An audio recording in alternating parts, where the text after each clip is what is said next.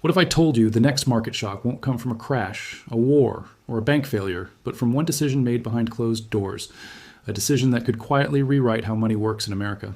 Wall Street feels it, bond markets are whispering it, and almost no one is talking about why it matters right now. Markets don't fear chaos, they fear change they can't model. And that's exactly why Trump's renewed pressure on the Federal Reserve has traders uneasy, not panicked, not selling everything, just uneasy in a way that usually comes before something big. Because this isn't about rates going up or down by a quarter point. This is about control. Who really controls money? And what happens when that control is challenged? Trump has never hidden his views on the Fed. He's called it too powerful, too political, too slow. He's blamed it for economic pain and accused it of quietly undermining growth. But this time feels different. The language is sharper, the timing is more dangerous, and the backdrop is far more fragile than most people realize. Sticky inflation, massive government debt, a bond market that's already flashing warning signs. When you push the Fed under these conditions, you're not just nudging policy, you're shaking confidence. Markets run on confidence more than numbers. Investors don't just buy assets, they buy assumptions. One of the biggest assumptions in modern finance is that the Federal Reserve is independent. Not perfect, not neutral, but independent enough to act without political pressure. Remove that assumption or even weaken it, and suddenly risk models break. Long-term yields reprice, the dollar's role gets questioned, and capital starts looking for exits or hedges. Then guess why even the suggestion of a Fed shakeup is enough to move markets before anything actually happens.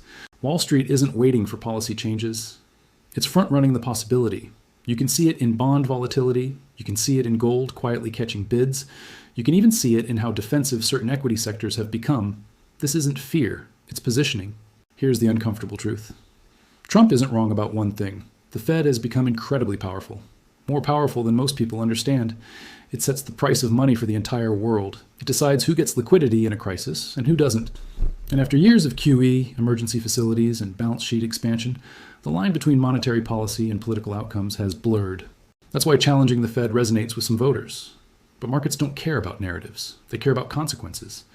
Imagine being a global investor holding trillions in U.S. assets, treasuries, stocks, dollar-denominated debt.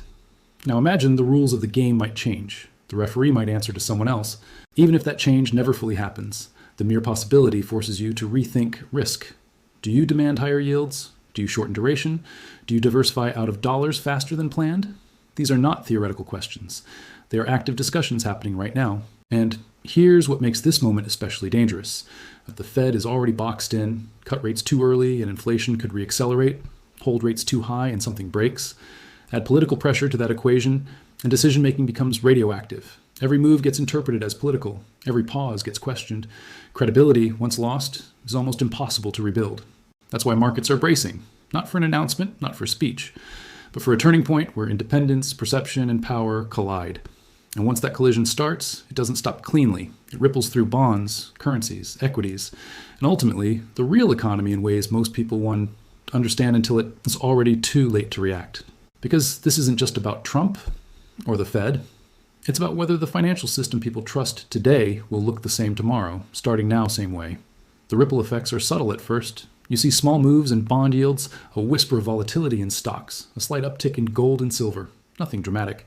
Yet beneath the surface, algorithms are recalibrating, hedge funds are hedging aggressively, and global central banks are quietly taking notes. Every trader, every portfolio manager, every sovereign wealth fund is asking the same question. If the Fed's independence is compromised, what's safe? What's reliable? And that uncertainty is exactly what makes markets jittery, even if the headlines say all calm. Confidence isn't built on promises, it's built on predictability. And Trump's approach challenges that predictability in a very real way. By openly criticizing the Fed, by signaling he might replace leadership if policies don't align with his vision, he introduces a political variable that markets hate. It is not just the potential rate cuts or hikes that matter, it is the signal that monetary policy could now respond to political whims. Imagine running a pension fund or managing a corporate treasury when every Fed meeting could be a headline risk. Suddenly, your models aren't enough. You have to price in politics, sentiment, and human behavior, all chaotic, all unpredictable. Some analysts argue this is just noise, that Trump talks, markets shake, and then things settle back down. But this time, it's different. The economic backdrop is fragile, inflation is stubborn, debt levels are historic, global tensions are high. In such a context, even whispers of Fed manipulation can trigger outsized moves. One misinterpreted statement could push bond yields higher, weaken the dollar, or force the Fed into a corner where the wrong move accelerates a slowdown. It's like trying to steer a ship through stormy waters while someone keeps changing the compass. And then there's the messaging. Trump doesn't just challenge the Fed in private. He does it in public, on social media, on interviews in front of millions. Every tweet, every speech, every offhand comment becomes a market signal. Traders react instantly, sometimes overreacting, sometimes preempting actual policy. That's why volatility has spiked even without formal announcements. The market isn't waiting for a rate cut. It's reacting to uncertainty about whether the rate cut will be real, forced, or reversed. In a system built on assumptions, uncertainty can be more dangerous than reality. Real-world consequences are already emerging. Mortgage rates are stubbornly high despite a slight easing in inflation. Corporate borrowing costs are climbing. Tech valuations are under pressure. Hedge funds are increasing cash positions and trimming leverage. Even subtle moves like this can cascade, slowing growth without anyone realizing the catalyst was political pressure on the Fed. And when the broader public feels it, higher credit card rates, mortgage hikes, slower wage growth, they blame the economy, not the policy uncertainty. This tension also has international ramifications. The US dollar remains the world's reserve currency, but its dominance depends on trust. If the Fed appears politicized, foreign governments may rethink their exposure. Emerging markets, already sensitive to dollar swings, could experience sudden capital flight. Treasury yields could spike, borrowing costs for the US could rise, and the very stability of global finance could be tested. A domestic political maneuver suddenly becomes a global economic story, and few are prepared for the speed at which it spreads. Markets don't panic immediately. They anticipate, they position, they hedge. And that anticipation can create its own pressure. Credit spreads widen. Safe haven assets gain traction. Stocks and cyclical sectors wobble. Traders know that if the Fed's hand is constrained, normal interventions, like rate cuts or liquidity injections, may not arrive when needed. And in finance, even the hint of a missing safety net is enough to alter behavior, sometimes dramatically. At the same time, Trump's approach forces the Fed to act cautiously. Any overreaction could validate fears of political influence. Any underreaction could signal weakness or indecision. It's a high-wire act, where the wrong perception is as damaging as the wrong policy. And every investor watching this is calculating the odds of missteps. They know that credibility, once questioned, is expensive to rebuild. Confidence, once shaken, can take years to restore. Which brings us to the critical question. Are markets bracing for a short-term disruption or for a deeper structural shift? Because if the Fed's independence is undermined, even partially, the rules of the game change. The assumption that U.S. policy is steady and predictable no longer holds. Investment decisions, corporate strategies, and even personal finances could face a new landscape, one where political currents weigh as heavily as economic fundamentals. The stakes are higher than most people realize, and the next few months could be a decisive turning point for markets, confidence, and the very way money flows through the economy. And the consequences won't be abstract. They'll be tangible. Investors will start demanding higher yields for riskier debt. Borrowing costs for businesses will climb. Housing markets could stall further. Even day-to-day banking could feel the pinch as rates gyrate unpredictably. Every corner of the financial system is connected, and when the Fed's credibility wavers, the tremors travel fast. But there's another layer most people overlook. This isn't just about rates or liquidity. It's about expectations. Markets thrive on anticipating the future. They price in probabilities, trends, and policy moves before they happen. When the Fed's independence is questioned, forecasting becomes nearly impossible. A bond trader can't just rely on data anymore. They have to guess how politics will interact with economics. That uncertainty drives volatility, and volatility scares even the most sophisticated players. The result? Short-term turbulence that can ripple into long-term structural changes. Even global investors are paying attention. The dollar's position as the world's reserve currency depends on stability and trust. If U.S. monetary policy starts to feel unpredictable, foreign holders of treasuries may demand higher yields or diversify into other currencies. Emerging markets, which often borrow in dollars, could face sudden capital outflows. The effects would be felt not only in financial markets, but also in trade, commodities, and everyday prices. A shakeup at the Fed is no longer just an American story, it's a global one.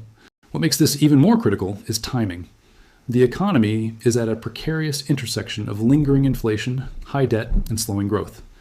Add political pressure on the Fed into that mix, and the risk of policy mistakes rises dramatically. One misstep could trigger a tightening of credit when the economy can least handle it, or a premature easing that reignites inflation. Investors and policymakers alike are watching closely because the margin for error is razor thin. Some argue this could be bullish. Forcing the Fed to act more decisively might stabilize expectations and reignite growth. But the risk is asymmetric. Confidence is fragile, and once it cracks, restoring it is difficult. Markets have memory, and even rumors of political interference in monetary policy can create lasting caution. What begins as uncertainty could easily morph into a broader reassessment of risk, changing everything from stock allocations to retirement planning. It's about introducing a new variable into a model that has relied on predictability for decades. And the question isn't whether markets will react. They already are. The real question is how far those reactions will go, and whether they will redefine the rules of engagement for investors, corporations, and everyday Americans. We're standing at a turning point where perception may matter more than reality, where a single tweet or comment can ripple through trillions of dollars, where confidence, credibility, and control are all being tested simultaneously. And as we watch, traders, policymakers, and investors alike are bracing for what could be one of the most consequential periods in modern financial history. If you thought the Fed's role was stable, predictable, and untouchable, think again. The landscape is shifting, and the decisions, or even the hints of decisions, over the next few months could shape markets, the economy, and personal wealth in ways most people don't yet understand. Now, more than ever, paying attention isn't optional, it's survival. Because when confidence wavers and uncertainty rules, only those who understand the real stakes can navigate the storm. This is the moment where policy, politics, and markets intersect. And the next move could change everything. The conclusion wraps all of this together. The Fed, long seen as the anchor of financial stability, is being tested in ways that go beyond economics. Trump's pressure, whether overt or implied, forces investors and policymakers to rethink assumptions that have underpinned the system for decades. Every asset, every strategy, and every financial decision is suddenly being evaluated not just for its fundamentals, but for its exposure to political uncertainty. The next few months want to just determine market returns. They could reshape trust in the very institutions that keep the economy running. For those willing to pay attention, the opportunity lies not just in reacting, but in anticipating, understanding, and preparing for a turning point that could redefine the financial landscape. Confidence may be shaken, but knowledge and foresight can turn uncertainty into advantage. The question isn't whether change is coming, it's whether you're ready for it.